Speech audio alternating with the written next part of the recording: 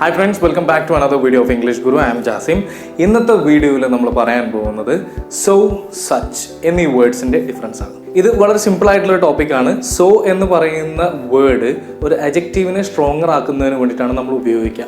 ഒരു എക്സാമ്പിൾ ഞാൻ പറയാം. Rahul is so nice. Okay, ഇവിടെ നൈസ് എന്ന വേർഡ് ഒരാളെ നമ്മൾ വിശേഷിപ്പിക്കുന്ന വേർഡിനെയാണ് നമ്മൾ അഡ്ജക്റ്റീവ് എന്ന് പറയുക. ഇപ്പോൾ ഒരാൾ അയാൾ നല്ല ആളാണ്, അല്ലെങ്കിൽ അയാൾ ചീത്ത ആളാണ്, അയാൾ ഭയങ്കര ദേഷ്യക്കാരനാണ് എന്നിങ്ങനെയുള്ള വേർഡ്സ് നമ്മൾ ഉപയോഗിച്ച് വിശേഷിപ്പിക്കുമല്ലോ, അതിനെയാണ് നമ്മൾ അഡ്ജക്റ്റീവ് എന്ന് പറയുക. അപ്പോൾ അത്തരത്തിലുള്ള വേർഡ്സിനെ ഒന്നുകൂടെ വളരെ എന്ന മീനിങ് ആക്കുന്നതിന് വേണ്ടിയിട്ടാണ് നമ്മൾ സോ എന്ന വേർഡ് ഉപയോഗിക്കുക.